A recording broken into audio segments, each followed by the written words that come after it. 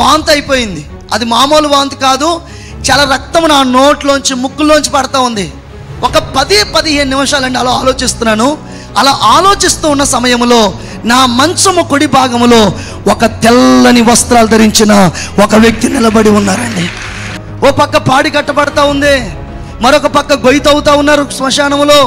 మరొక పక్క ప్రియులరా, మా బంధువులు కొంతమంది ఉంటే వాళ్ళు కౌరెళ్ళిపోయింది, వాళ్ళు కూడా వచ్చేస్తూ ఉన్నారు. దాదాపుగా అప్పటికే సాయంత్రం 5:30 టైం అయిపోతూ ఉంది. ప్రియులరా, నేను 1:30 1:45 నేను చనిపోయాను. దాదాపుగా 5 ఆ టైం అయిపోతూ ఉంది. హైందవ సాంప్రదాయ ప్రకారంగా 6 లోపల శవాన్ని తీసుకెళ్ళి కప్పెట్టాలి కనుక కొంతమంది స్త్రీలు కూడా నీళ్లు సిద్ధపరిచి అన్నీ రెడీ చేశారు.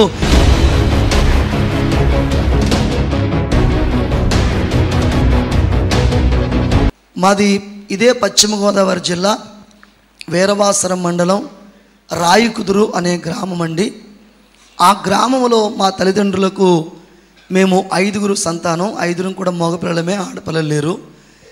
మా నాన్నగారు మా అమ్మగారు చేసే వృత్తి అంటే చేతి పని ఏంటంటే మగ్గం నేస్తూ ఉండేవారు, నేత నేస్తూ ఉండేవారు. మనకు కులాలతో పని లేదు, కానీ మీకు అర్థం అవడం కోసంగా ఈ మాట చెప్తున్నాను. నేను పద్మశాలి కులానికి చెందినవాడిని. మా నాన్నగారు మా అమ్మగారు కూడా చిన్నప్పటి నుంచి నేత పని మీదే ఆధారపడి నేత పనిని కొనసాగిస్తూ అలాగున మా జీవనాన్ని కొనసాగిస్తూ ఉండేవారు. మా నాన్నగారు 9 చీరలు నేయడానికి దాదాపుగా 14 రోజులు కష్టపడేవారు. ఈ 14 రోజులు పూర్తయిన తర్వాత డబ్బులు ఎంత వచ్చాయంటే 250 రూపాయలు వచ్చాయి. ఈ 250 రూపాయలతో మా కుటుంబం గడవడం చాలా కష్టంగా ఉండేది. ఆ దినాల్లో ఈ చేనేత కార్మికులు అనబడిన వారికి సరైన డబ్బులు లేక విపరీతమైన కరువుతో మేము బాధించబడతా ఉండేవాళ్ళు. మా మేనత్త రైస్ మిల్లో పనిచేసేది. ఆవిడ వస్తూ నూకలు తీసుకొస్తే ఆ నూకల్ని మా అమ్మ ఉప్పేసి ఉడకబెట్టి ఉప్మారా అంటే నిజమే కావాలని చెప్పి అది తిని మా ఆకలి తీర్చుకుంటూ మా జీవితాన్ని మా జీవనాన్ని కొనసాగించుకుంటూ ఉండేవాళ్ళు. ఇలాంటి సందర్భంలో ఎప్పుడైనా మేము సంతోషపడిన సందర్భాలు, ఆనందపడిన సందర్భాలు ఏమైనా ఉన్నాయంటే పండగలు వచ్చినప్పుడు మేము చాలా సంతోషించేవాళ్ళం. ఎందుకంటే ఆ పండగల సమయంలో ఈ యొక్క నేత నేర్పించుకునే సావుకారులు కాస్త కొంచెం ఎక్కువ డబ్బులు ఇచ్చేవారు. ఆ డబ్బులతో మా ఇంట్లో పిండి వంటలు చేసేవారు. మేము కూడా ఏం చేసేవాళ్ళం అంటే మగ్గం అంతా ఇప్పి కాళ్ళలోకి పట్టుకెళ్ళి వాటిని శుభ్రంగా కడిగి ఒక మూలన పెట్టి నానా రకాలుగా అలంకరించి నీవే మా దేవుడువు అని మగ్గాన్ని ఆరాధించేవాళ్ళు. కానీ మగ్గాన్ని ఆరాధించిన నాళ్ళు, పూజించిన నాళ్ళు మా జీవితాలు బాగుపడలేదు, మా కరువు తీరలేదు, మా పరిస్థితులు అలాగే కొనసాగుతూ ఉన్నాయి. మా నాన్నగారు మమ్మల్ని పెంచడం కోసం చాలా కష్టపడుతూ ఉండేవారు. మా ఊరికి 7 కిలోమీటర్ల దూరంలో దగ్గులూరు అనే ఊరుంది. అది భీమవరం నుండి పాలకొల్లు వెళ్తుంటే మధ్యలో తగులుతుంది. అక్కడ ఈ నూలుకి రంగులు అద్దడం అనే పని నేర్పిస్తున్నారంటే మా ఊరు నుంచి ఒక 10 మంది వెళ్ళారు. ఆ 10 మందిలో మా నాన్నగారు కూడా వెళ్ళారు. 10 రోజులు అక్కడ పని నేర్పించారు. అయిపోయిన తర్వాత ఇంటికి వచ్చేస్తూ ఉంటే ఆ యజమాని గారు 300 రూపాయలు చేతిలో పెట్టారు. మా నాన్నగారు చాలా ఆశ్చర్యంగా చూస్తున్నాడు ఆ డబ్బుల్ని. కారణం ఏంటంటే ఆ దినాల్లో కూలి పని ఎంత అంటే 30 రూపాయలు, ఇంకెక్కువ అంటే 50 రూపాయలు ఉండేది. కానీ 300 రూపాయలు చేతిలో పడగానే మా నాన్నగారు చాలా ఆశ్చర్యపడిపోతూ, అయ్యా ఈ 10 రోజులు పనిచేసినందుకు ఇచ్చారా, లేకపోతే ఏంటండి డబ్బులు అంటే, లేదు రోజుకు 300 రూపాయలు ఇస్తాను, నువ్వు బాగా కష్టపడితే ఇంకా ఎక్కువ డబ్బులు ఇస్తానంటా ఉన్నారు. ఆ మాటలకి మా నాన్నగారు ఆనందానికి అవధులు లేవు. ఆ రోజు శనివారం పాలకొల్లో మార్కెట్ జరుగుతుంది. నేరుగా మార్కెట్కి వెళ్ళి ఒక సంచి నిండా రైస్ తీసుకొని మరొక సంచి నిండా కాయగూరలు సరుకులు తీసుకొని సాయంత్రం 7 కావస్తా ఉంది. ఆ మాత్రం దూరంలో 5 ఆ టైం అవుతుంది. ఆ మాత్రం దూరంలో మా నాన్నగారు నిలబడ్డారు. మా అమ్మ చూస్తుంది, ఏడుస్తూ ఉంది. దగ్గరికి గంట వచ్చి మా నాన్నగారు అడుగుతున్నారు, ఎందుకు లక్ష్మి ఏడుస్తున్నావు, ఏమైందని అంటే మా అమ్మ చెప్తుంది, ఇలాంటి ఒక రోజు నా జీవితంలో వస్తుందని కానీ నేను చూస్తానని కానీ ఎప్పుడు అనుకోలేదండి అని చెప్తా ఉంది. ఎందుకనంటే మా చేతికి ₹10 ఇచ్చి కొట్టు దగ్గరికి వెళ్ళి మంచినీళ్ళు పట్టరా, కారం పట్టరా, ఉప్పు పట్టరా అంటే ఆ కొట్టు వాళ్ళ డబ్బులు మా మొఖాన్ని వేసి కొట్టేవారు, ఏమత్తా ఇట్లుగా అని చెప్పి. ఎంత వస్తే అంత ఇవ్వండి అని బతిమాలకు తెచ్చుకున్న బాపతే తప్ప ఏనాడు కూడా సమృద్ధిగా తీసుకొచ్చిన రోజులు మా జీవితంలో లేవు. ఆ రోజున ఆ విధంగా తీసుకురావడం మాకు చాలా సంతోషం అనిపించింది, ఆనందం అనిపించింది. 5గురిని లైన్గా కూర్చోబెట్టి మా అమ్మగారు అన్నం వడ్డిస్తూ చెప్తున్నారే, నిన్నటిదాకా నూకలతోనే కడుపు నింపుకున్నారు, కానీ ఈ పూట మంచి అన్నం దొరికింది కాబట్టి ఒక్క మెతుకు కూడా వదలకుండా జాగ్రత్తగా తినండిరా అంటుంటే ఓ పక్క మా కన్నీళ్ళు ఆగట్లేదు. కారణం ఏంటంటే నిన్న నూకలు అన్నమే తిన్నాం, మొన్న నూకలు అన్నమే తిన్నాం, ఇవాళంటే అన్నం దొరికింది, రోజు ఇలాగే దొరుకుతుందా అని దుఃఖం ఆ ప్లేట్లోనే మా కన్నీళ్లు పడతా ఉంటే వాటినే ముద్దలుగా చేసి తింటూ అనుకుంటా ఉన్నాం, ఇలాగే ఉంటే ఎంత బాగుండు అని చాలా ఆశపడ్డాం, చాలా ఆనందపడ్డాం, సంతోషపడ్డాం, సంబరపడ్డాం. కానీ ప్రియులారా, ఆ ఆశ సంబరం ఎన్ని రోజులు ఉందంటే కేవలం 3 నాళ్ళ ముచ్చటగానే మిగిలిపోయింది. ఎందుకనంటే ప్రియులారా, మా నాన్నగారితో పాటు 9 పనికి వెళ్ళేవారు. పని అయిపోయిన తర్వాత వారు వచ్చేస్తున్న క్రమంలో మా ఊరు రావాలంటే లంకల కోడేరు సెంటర్లోంచి లోపలికి రావాలండి. ఇప్పుడంటే ఎక్కడ పడితే అక్కడ బ్రాందీ షాపులు ఉన్నాయి, కానీ అప్పట్లో ప్రియమైన దేవుని బిడ్డలారా సారా దుకాణాలు ఉండేవి, నాటు సారా తీసి అమ్మేవారు. ఈ 9 ఆ దుకాణంలోకి వెళ్ళి త్రాగుతుండేవారు. మా నాన్నగారు బయట కూర్చునేవారు. ఒక రోజున అన్నారు, నువ్వు బయట కూర్చోవడం ఎందుకు, మాతో పాటు లోపల రమ్మని చెప్పి లోపలికి వెళ్ళిన తర్వాత ప్రియులారా వారు త్రాగుతుంటే మా నాన్నగారు చూస్తున్నారని చెప్పి నెమ్మదిగా ఆ త్రాగుడిని మా నాన్నగారికి పోయిపించడం లేక పట్టించడం మొదలుపెట్టారు. వారేమో కొద్దో గొప్ప త్రాగి ఇంటికి వచ్చి భార్య బిడ్డలతో బాగానే ఉండేవారు. కానీ మా నాన్నగారు అప్పుడే అలవాటు అయిందేమో విపరీతంగా త్రాగటం మొదలుపెట్టాడు. ఎంత విపరీతంగా త్రాగేవాడు అంటే చేతిలో ఉన్న డబ్బులను అక్కడే చెల్లాచెదురుగా జల్లేసేవారు. అక్కడున్న ప్రియుల అందరికీ ఆ త్రాగుడు పోయిపించేవారు. మా నాన్నగారికి అండి ఈ మాత్రం వెడల్పున బల్ల సైకిల్ ఒకటి ఉండేది. ఆ సైకిల్ త్రొక్కుంటూ మా ఊరు రావాలంటే ఎదుళ్ళపాలెం రైల్వే ట్రాక్ దాటిన తర్వాత రోడ్డు పక్కన పడిపోయేవాడు. అలా పడిపోయిన సమయంలో రాయకుదురు నుంచి పాలకొల్లు నుంచి రాయకుదురు వెళ్ళి వచ్చి వారు ఎవరైనా ఉంటే, అది మాకు తెలిసిన వారు ఉంటే వారు చెప్పేవారు, పలానా చోట మీ తమ్ముడు పడిపోయాడని మా మేనత్త చెప్తే మా మేనత్త మాకు చెప్పేది. 5 కిలోమీటర్లు నడుచుకుంటా వెళ్ళి పడిపోయిన బల్ల సైకిల్ ఎగదీసుకుని వాళ్ళు వీళ్ళ సాయం పట్టుకొని ముందు మాత్రమే బల్లమే పడుకోబెట్టి తల చేత్తో పట్టుకొని ఒక దిక్కు మొక్కు లేని అనాథ శవనాలు తీసుకొస్తారో అలా ఇంటికి తీసుకొచ్చేవాళ్ళం. ఇంటికి తీసుకొచ్చి నూతుగాడ కూర్చోబెట్టి బింది మీద బింది నీళ్లు పోసి మత్తు దిగేదాకా నీళ్లు పోసి మత్తు దిగిన తర్వాత తల్లినలుగురం కూర్చుని ఏడ్చేవాళ్ళం. నానా నిన్నటిదాకా డబ్బులు లేవని ఏడ్చావు, నిన్నదాకా ఆకలిని ఏడ్చావు, ఈ పూట 4 రూపాయలు తెస్తున్నావు, కడుపు నిండా అన్నం తింటున్నావు, ఇదేంటి పరిస్థితి నాన్న అంటే మా నాన్నగారు మా నెత్తి మీద చెప్పేవారు, ఇదిగో నా పిల్లల మీద ఒట్టు ఇంకెప్పుడు త్రాగననేవారు. కానీ సాయంత్రానికి మరలా యథావిధిగా త్రాగుడికి వెళ్ళిపోతూ ఉండేవారు. ఈ మాదిరిగా ప్రియులరా మా పరిస్థితులు మొదటి కంటే చాలా భయంకరంగా మార్చబడిపోతూ ఉన్నాయి. విపరీతంగా మా అమ్మగారిని కొట్టేవారు, ఇంట్లో ఉన్న వస్తువులను తాకట్టు పెట్టేసుకునేవారు. ఇలాగున ప్రియులరా ఒక భయంకరమైన త్రాగుబోతుగా మా నాన్నగారు మారిపోయారు. ఆ సమయంలో గవర్నమెంట్ వారు మమ్మల్ని ప్రేమించి 3 సెంట్లు స్థలం ఇచ్చారు. వారే చుట్టూ ఫౌండేషన్ వేశారు. ఆ తర్వాత గోళ్ళ కట్టుకోమని కొన్ని డబ్బులు చేతికి ఇచ్చారు. ఆ డబ్బులను కూడా మా నాన్నగారు త్రాగుడికి ఉపయోగించేశారు. ఇక చేసేది ఏమీ లేక మా నాయనమ్మ గారు మా అమ్మగారు కలిసి తాటాకులతో ఇల్లు కట్టారు. ఆ ఇల్లు ఎలా ఉండదంటే ఎండ కాస్తే లోపలంతా ఎండే ఉండేది, వర్షం కురిస్తే లోపలంతా వర్షమే ఉండేది. అర్ధరాత్రి అపరాత్రం వర్షం వస్తే మా అమ్మగారు మమ్మల్ని అందరినీ ఒక మూలకి చేర్చి తాను మాత్రం వర్షంలో తడుస్తూ కోడి తన పిల్లల్ని ఏ రీతిగా రెక్కల కింద భద్రపరుస్తుందో అలాగూ మమ్మల్ని భద్రపరుచుకుంటూ వస్తూ ఉండేది. ఈ మాదిరిగా మా రోజులు గడుస్తూ ఉన్నాయండి. అలా గడుస్తున్న సమయంలో రాయకుదురులో ఇప్పటికీ కూడా చేనేత కార్మిక సొసైటీ అని ఒకటి ఉందండి, ఇప్పటికీ ఉంది. అప్పుడప్పుడు మా నాన్నగారు అక్కడ పనిచేస్తూ ఉండేవారు. అక్కడ పనిచేసే కొంతమంది మా ఇంటికి వచ్చి మా వాతావరణం చూసి వీడు చూస్తే త్రాగుబోతు అయిపోయాడు, ఈ పిల్లలను చూస్తే ఇలా వదిలేశాడు, మనమేదో ఒకటి చేద్దామని చెప్పి వాళ్ళు ప్రియమైన దేవుని బిడ్డలారా అందరూ కలిసి సందాలు పోజేసుకుని గవర్నమెంట్ దగ్గర నుంచి లోన్ రప్పించి గోళ్ళు కట్టడం ప్రారంభించారు. గోళ్ళు పూర్తయిపోయి ప్రియుల బంగాళా పెంకి రప్పించి మా గుమ్మాలో పెట్టి వాసాలన్నీ కూడా వేయించి మా నాన్నగారిని పిలిచారు. సత్యనారాయణ, నీకేమాత్రం కొంచెమైనా సిగ్గనేది ఉంటే కనుక ఈ బంగాళా పెంకిని వేయించి గృహప్రవేశం చేయరా, ఎందుకు నీ ఇష్టం త్రాగి భయంకరంగా ఇలా బ్రతుకుతావంటే మా నాన్నగారికి చాలా బాధ కలిగిందండి. మాది కాలనీ అనమాట. ప్రతి ఇంటికి వెళ్ళి అప్పు అడుగుతూ ఉన్నారు. ఎందుకంటే ఆ కప్పునేసి ఆయన 1000 రూపాయలు అడిగాడు. కానీ ఎవరిని అడిగినా కూడా రూపాయి అప్పు ఇవ్వడానికి ఇష్టపడతలేదు. మా కాలనీ అంతా తిరిగాడు, ఎక్కడా కూడా డబ్బులు పుట్టలేదు. మా ఊర్లో ప్రియమైన దేవుని బిడ్డలారా సుబ్బారాయుడు గారని ఒక 10 ఎకరాల పొలం కలిగిన ఒక ఆసాం ఉన్నారండి. ఆయన ఏదైనా ఒక వస్తువు తాకట్టు పెట్టుకొని డబ్బులు అప్పిస్తూ ఉండేవారు. మా నాన్నగారు నేరుగా ఆయన దగ్గరికి వెళ్ళి, అయ్యా ఒక 1000 రూపాయలు ఉంటే అప్పిస్తారని అడిగారు. ఆయన అన్నారు, ఏం తీసుకొచ్చావు?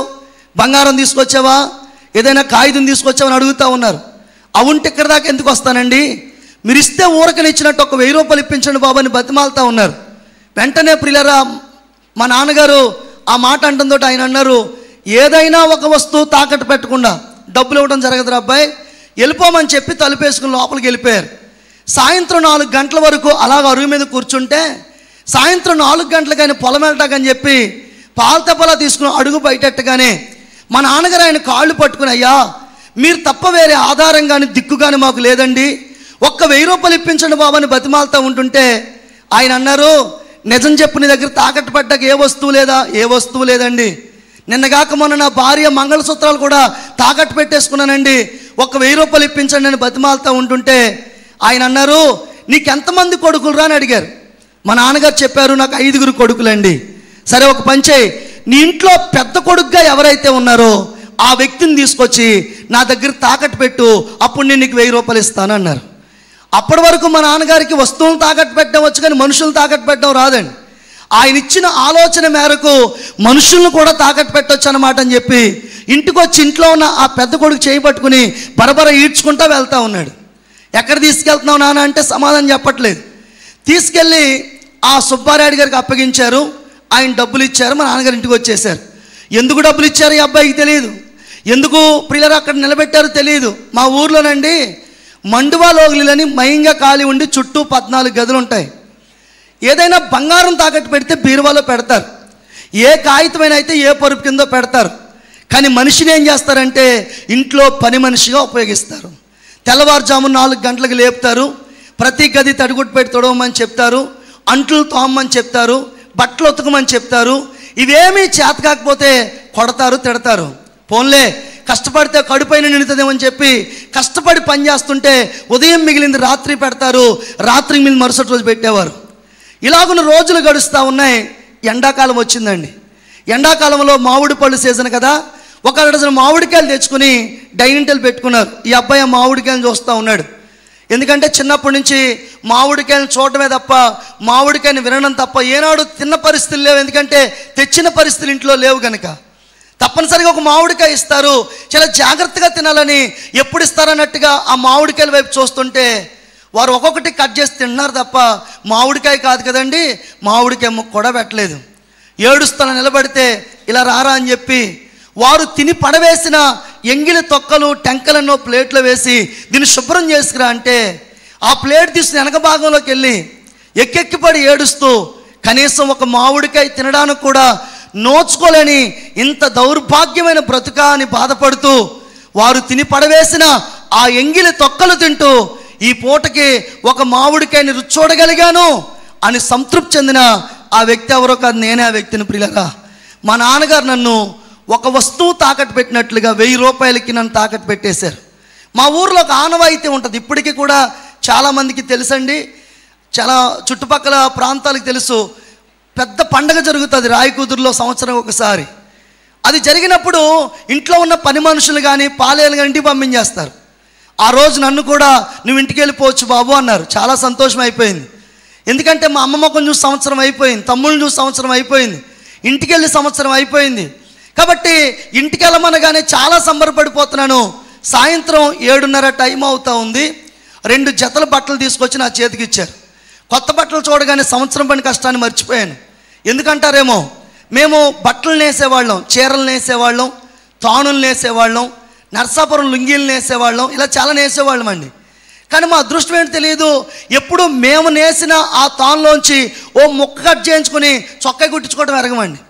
ఎప్పుడు కూడా చీరల్లో ఒక చీర మా అమ్మగారు ధరించడం ఎప్పుడు చూడలేదు. మా మేనత్త రైస్ మిల్లో పనిచేసినప్పుడు ఆ ఓనర్ గారి పిల్లలవి చినిగిపోని బట్టలు ఉంటే అవి తీసుకొచ్చి మాకు ఇస్తే అవి కుట్టుకుని తొడుక్కునే వాళ్ళం తప్ప మాకు ఎప్పుడు కొత్త బట్టలు అనేవి తెలిసేది కాదు. ఆ రోజు నా కొత్త బట్టలు చూడగానే చాలా సంతోషపడిపోతూ ఇక ఒక 15 నిమిషాలు 20 నిమిషాలు ఆగితే ఇంటికి వెళ్ళిపోతాను, ఈ బట్టలు మా అమ్మకు చూపిస్తాను అని చాలా సంతోషపడతా ఉన్నాను. 30 రూపాయలు జేబులో పెట్టారు, వెళ్ళిపోమని చెప్పారు. ఇలాగే దారి మార్గం ముందు వెళ్ళిపోతా ఉన్నాను. ఆ రోజు పండగ దినం కనుక పండగ జరుగుతూ ఉంది. అలా జరుగుతున్న సమయంలో ప్రియులారా, నేను వెళుతున్న సమయంలో కాస్త దూరం వెళ్ళేటప్పటికీ నా ముందుకి ఒక వ్యక్తి వచ్చి నిలబడ్డారు. ఎవరని చూస్తే ఎవరో కాదు, మా నాన్నగారే. నా కోసం వచ్చావా, నన్ను తీసుకెళ్తాకు వచ్చావా, ఎలా ఉన్నారు, అమ్మ ఎలాగుంది, తమ్ముళ్ళు ఎలాగున్నారని ఎంతో ఆప్యాయంగా అడుగుతుంటుంటే అప్పటికైనా బాగా త్రాగేస్తున్నారు. నా జబ్బ పట్టుకుని పక్కకు లాగి, అరే నిన్ను అక్కడ తాకట్టు పెడితే వాళ్ళు 1000 రూపాయలు ఇచ్చారు, కానీ ఆ ఇంటి ఎదురుగున్న సుబ్రహ్మణ్యం గారని ఇంకొక ఆయన ఉన్నారా, అక్కడ తాకట్టు పెడితే 1500 ఇస్తానన్నారు, రారా అని చెప్పి మరలా ఈడ్చుకుంటా వెళ్ళిపోతా ఉన్నారు.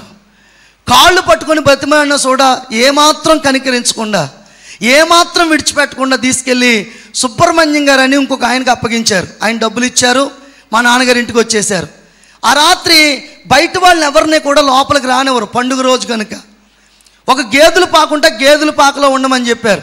అదంతా రొచ్చుతో నింపబడిపోయి ఉంది. ఓ భాగంలో నిలబడి బట్టలు చూసుకుంటూ డబ్బులు చూసుకుంటూ ఎక్కెక్కిపడి ఏడ్చేవాడిని.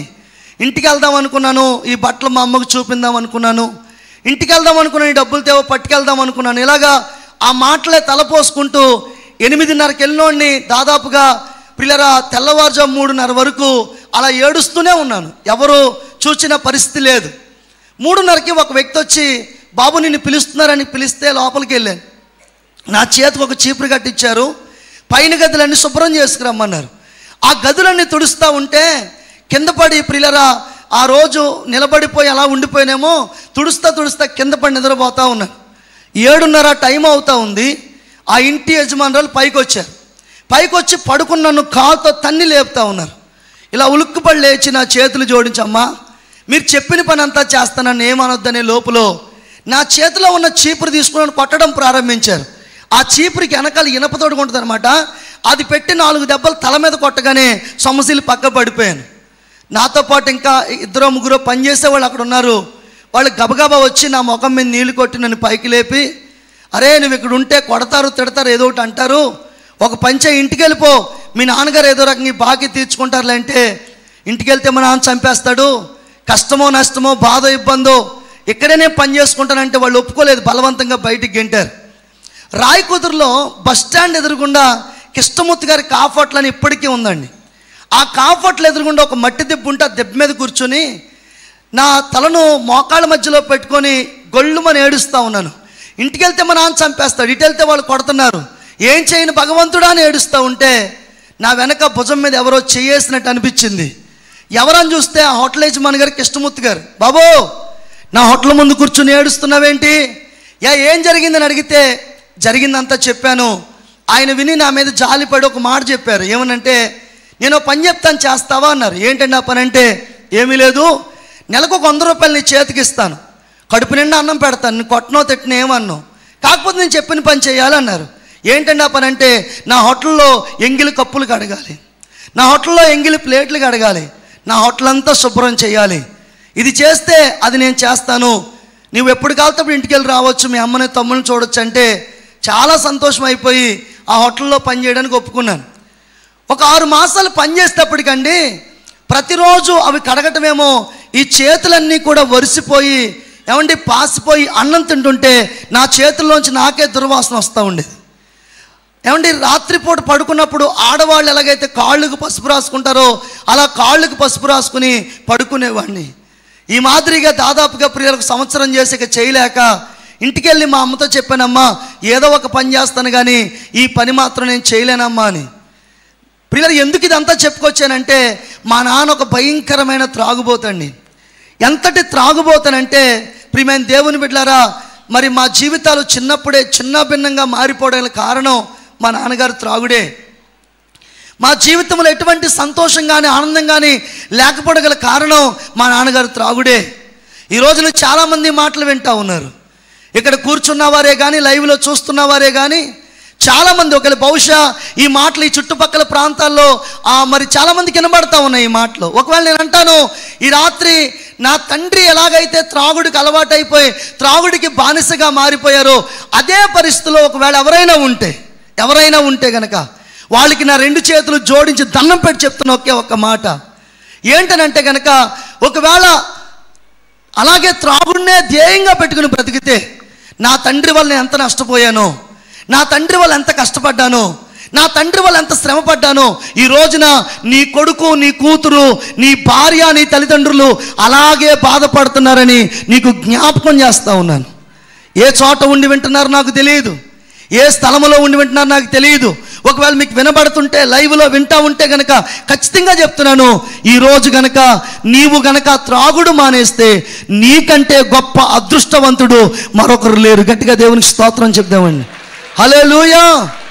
కాబట్టి ఇంతవరకు ఎవరు చెప్పారో లేదో నాకు తెలియదు, కానీ నా చేతులు జోడించి మరి చెప్తున్నాను, ఆ త్రాగుడు మానేస్తే నిన్ను కట్టుకున్న భార్య సంతోషపడుతుంది, నువ్వు కనుక్కున్న పిల్లలు సంతోషపడతారు, నీ తల్లిదండ్రులు సంతోషపడతారు. ఏ తోవలో ఉండి వింటున్నారు నాకు తెలియదు. అయ్యా, దయచేసి త్రాగుడు మానేస్తే నువ్వు చాలా గొప్పవాడు. దేవునికి మహిమ కలుగునుగాక. హల్లెలూయా.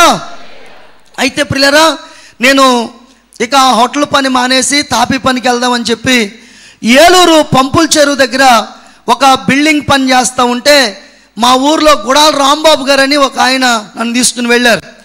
తీసుకెళ్ళి ఉదయకాల సమయంలో సిమెంట్ బస్తా నెత్తి మీద పెట్టుకొని పైకి వెళ్ళి పైన సిమెంట్ బస్తా వేసి మెట్లు దిగుతున్నాను. అలా మెట్లు దిగుతున్నప్పుడు కళ్ళు తిరిగిపోతూ ఉన్నాయి. తిరిగిపోతూ ఉంటే కిందకంట వచ్చి కింద ఆ మెట్టు మీద కూర్చుంటే బళ్ళు మన పెద్ద వాంతి అయిపోయింది. అది మామూలు వాంతి కాదు, చాలా రక్తం నా నోట్లోంచి ముక్కుల్లోంచి పడుతూ ఉంది. అది ఎలా పడుతుందంటే, నరం కట్ అయిపోతే బ్లడ్ ఎలా చిందుతుందో అలా నోట్లోంచి ముక్కుల్లోంచి బ్లడ్ వచ్చేస్తూ ఉంది. అలా వచ్చేస్తూ ఉంటే అప్పుడే మేస్త్రి గారు పనికి ఎక్కడానికి రెడీగా ఉన్నారు. వాళ్ళు చూసి, అయ్యి బాబు ఏంటి ఇంత రక్తం కక్కున్నాడు అని చెప్పి నన్ను ఒక ఆర్ఎంపీ డాక్టర్ దగ్గర తీసుకెళ్లారు. ఆ డాక్టర్ గారు చూడగానే అన్నారు, పైనుంచి ఏమైనా పడిపోయాడు ఈ అబ్బాయిని అడిగారు. లేదండి, మామూలుగానే వామిటింగ్స్ అయిపోతున్నాయి, ముక్కుల్లోంచి నోట్లోంచి బ్లడ్ వచ్చేస్తుందంటే ఆ డాక్టర్ గారు అన్నారు, నేను చూడండి అయితే ఏదైనా పెద్ద హాస్పిటల్ తీసుకెళ్ళిపోండి అన్నారు. ఏలూరు ఆశ్రమ హాస్పిటల్ తీసుకెళ్లారు. ఉదయకాల సమయం 9:30కి తీసుకెళ్లారు నన్ను. సాయంత్రం 5:30 వరకు ఈ గుండెకు సంబంధించిన ఈ భాగాలన్నీ కూడా వారు చాలా వైద్య సంబంధమైన పరీక్షలు చేస్తూ ఉన్నారు. దాదాపు 5:30కు ఒక రిపోర్ట్ వచ్చింది. ఏంటా రిపోర్ట్ అంటే, ఈ గుండెకు ఈ దిగువ భాగంలో ఒక భయంకరమైన గడ్డ ఉంది లోపల, అది లోపల పగిలిపోయింది. అది పగిలిపోవడంతో ఇదంతా కూడా అది బ్లడ్ అయిపోయింది. ఇక నుండి ఇతను దగ్గినా తుమ్మినా నోట్లోంచి ముక్కుల్లోంచి బ్లడ్ పడతానే ఉంటుంది. మా అంచనా ప్రకారంగా అయితే 15 రోజులు బ్రతుకుతాడు, అంతకు మించి ఇతను బ్రతకడు, చనిపోతాడని చెప్పి ఆ డాక్టర్ గారు మా మేస్త్రి గారు చెప్తా ఉన్నారు. మా మేస్త్రి గారు అన్నారు, ఇదేంటండి ఇంత ఆరోగ్యవంతుడిని, బాగున్న వ్యక్తిని పట్టుకొని ఏదో గడ్డ పగిలిపోయింది, అంత పాడైపోయింది అంటారు. లేదు లేదు, రిపోర్ట్లు ఏమైనా మారిపోనియేమో, ఓసారి మరలా చూడండి అన్నారు. ఆ మాటలకి డాక్టర్ గారు అన్నారు, బాబు నీ పేరేంటని అడిగారు. నా పేరు ఆదాము రాజు కంటే ముందండి ఆదినారాయణ. ఆదినారాయణ అనబడిన ఈ వ్యక్తి యొక్క రిపోర్ట్స్ ఏం చెప్తున్నాయంటే, ఈ భాగంలో గడ్డ పగిలిపోయింది. ఆ గడ్డను మేము పరిశీలన చేసినప్పుడు అది క్యాన్సర్ గడ్డగా తేలింది. కాబట్టి ఇదంతా పాడైపోతుంది. కాబట్టి ఇతను మా అంచనా ప్రకారంగా అయితే 15 రోజులు, కానీ ఎప్పుడు చేస్తాడో మాకు తెలియదు, మర్యాదగా మీరు తీసుకెళ్ళిపోండి అని చెప్తా ఉన్నారు. మా మేస్త్రి గారు వణుకుపోతూ, అలా కాదండి, నిన్నగాక మొన్న తీసుకొచ్చాను, లేనిపోంది నింద నా మీద పడుతుంది, ఒక్క 1000 రూపాయలు ఒక 10,000 రూపాయలు నేను ఖర్చు పెడతాను, హాస్పిటల్లో జాయిన్ చేసుకోండి, వాళ్ళ అమ్మ నాన్న చెప్తానంటే డాక్టర్ గారు అన్నారు, 10,000 కాదు కదా, 10 లక్షలు ఖర్చు పెట్టిన ఇతను బాగుపడ్డు, 10 రూపాయల మందులు కూడా నేను రాయిని తీసుకెళ్ళిపోమన్నారు. ఇంటికి తీసుకొచ్చేశారు. మా అమ్మని పిలిచారు, అమ్మ నీ కొడుకు ఎంతో ఆరోగ్యవంతుడు, బాగున్న వ్యక్తి అనుకున్నావు, కానీ వీడికి క్యాన్సర్ రోగం అంట, ఇక్కడ గడ్డ ఏదో పగిలిపోయిందంట, వామిటింగ్స్ అయిపోతున్నాయి, బ్లడ్ వామిటింగ్స్, కాబట్టి ఎప్పుడు చేస్తాడో తెలియదు, కాస్త మీరు జాగ్రత్తగా చూసుకోండి అమ్మ అంటే, ఇక మా అమ్మ ఒక మూలను కూర్చుని ఏడుస్తూ మొదలెట్టింది. పంచను ఒక మంచం వేసి నన్ను పడుకోబెట్టింది. మా అమ్మ గొళ్ళుమని ఏడుస్తూ ఉంది. కుటుంబానికి ఎవరైతే ఆధారం అనుకున్నానో, 4 రూపాయలు తీసుకొచ్చి కుటుంబాన్ని పోషిస్తున్నారు అనుకున్నాను, ఆ వ్యక్తికి ఇలా జరగాలని మా అమ్మ ఏడుస్తూ ఉంది. ఓ పక్క ప్రియుల నేను ఏడుస్తూ ఉన్నాను. ఆ మంచం మీద పడి గొళ్ళుమని ఏడుస్తూ ఉన్నాను. ప్రియులరా, అప్పుడు దాకా బలవంతుడిగానే ఉన్నాను, అప్పుడు దాకా ఆరోగ్యవంతుడిగానే ఉన్నాను, కానీ ఎప్పుడైతే ఆ రోగమని నాకు తెలిసిందో తెలియకుండానే నేను ప్రియులను కృంగిపోతూ ఉన్నాను, నా శరీరం బలహీనం అయిపోతూ ఉంది. ప్రియులరా, అలాగా మంచం మీద పడుకోబెట్టారు. ప్రతిదినము కూడా మా అమ్మగారు నాకు అన్నం తినిపించేవారు, స్నానం చేయించేవారు, చక్కగా పడుకోబెట్టి, పర్లేదురా నాన్న రేపో మాపో లెగుతావు, నువ్వు మరలా పనికి వెళ్తావంటే బాధ ఎలాగున్నా మా అమ్మ మాటలకి కాస్త ఆనందం వస్తూ ఉండేది.